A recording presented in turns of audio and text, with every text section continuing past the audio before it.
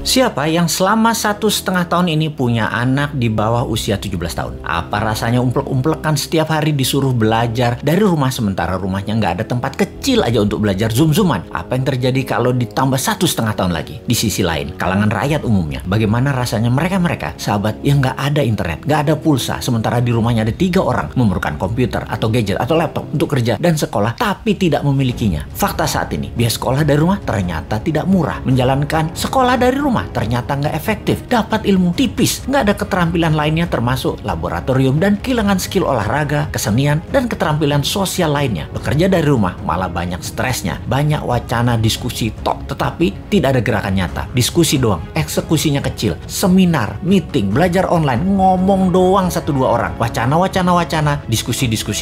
Rekening mah minus juga. Saat ini dunia bergeser jauh. Berapa lama kita akan menjadi seperti ini di bawah serangan virus? Jawabannya, kalau gini cara mengelolanya, selamanya, setidaknya sampai tahun 2025. Demikian kata WHO dan World Bank. Waduh, paling cepet 2023 awal deh. Tetep aja lama. Maunya tahun 2021 ini paling lama selesai deh. Vaksin deh tuh 100% orang Indonesia. Pertanyaan lagi, apakah selesai COVID? Ya nggak tahu juga. Menurut Ngana, selesaikah COVID ketika 100% manusia Indonesia sudah divaksin? Jawabannya nggak tahu. Misalnya, manusia setelah divaksin, efeknya tingkat kematian dan fatality-nya menurun, tetapi tetap bisa kena. Dimana kalau kena ya isolasi mandiri, katakan 10 hari. Setiap hari ada 30.000 orang bergantian bergiliran. Tiap hari ada 30.000. Karena 10 hari di isoman, maka yang dikurung hari itu adalah 300.000 orang per hari yang terkurung gantian sampai 100 juta orang. Gitu ya, 2 tahun itu bisa tercapai. Bisa lebih. Serem amat ya kalau ini terjadi. Untuk mencapai 60% populasi yang benar, ya bisa 2 tahun lagi, mungkin bisa 4 tahun lagi. Kalau hal ini terjadi, maka bukan hanya ekonomi yang ambiar, tetapi keterampilan sosial anak kita, keterampilan lainnya hilang. Bisa terjadi generation gap yang parah, di mana di tahun 2045, 24 tahun lagi, mereka usianya yang sekarang 10-20 tahun itu adalah mereka menjadi tulang punggung angkatan kerja dan usaha. Mereka, bayangkan, tidak punya keterampilan yang mumpuni. Maka angkatan yang usianya 50-70 tahun di kemudian tadi masih tetap bekerja dan ini tidak efektif. Maka gawat kalau bernegara tidak ada yang memikirkan hal ini, tetapi lebih memikirkan tenaga kerja asing bagaimana bisa masuk terus dengan dilindungi pejabat paling berkuasa. Alhamdulillah berhasil masuk terus. Itu lebih penting baginya sekarang. Saat ini generasi mendatang ngapain gue pikirin katanya. Yang penting saat ini lagi berkuasa, gak ada yang boleh halangin. Pokoknya gigi 5, gaspol, gue harus kaya. Lalu siapa yang urus generasi muda yang sudah 1,5 tahun ini dikurung di rumah? Ditambah masih ada kemungkinan dikurung lagi 1,5 tahun lagi. Kita urai masalahnya. Kalau anak usia saat ini 7-11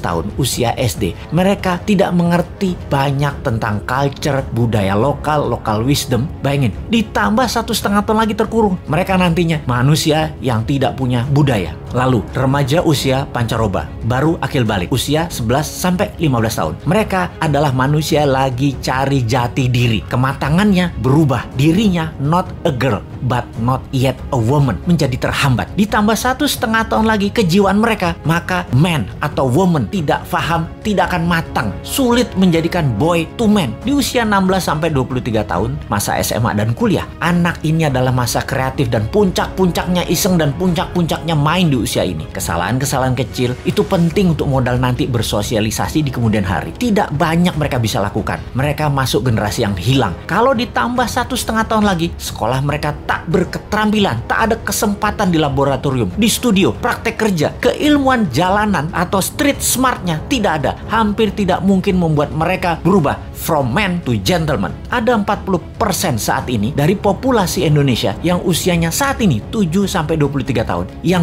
20 tahun lagi mereka merupakan tulang punggung keluarga, bangsa, negara. Jadi apa mereka ini nantinya? Ada yang mikirin pelindung nikel, mikirin. Yang pasang baliho jualan tahun 2024 itu mikirin. Yang menjabat sekarang mikirin. Kalau bosman, ada tuh bala muda walau kecil, kita berjuang.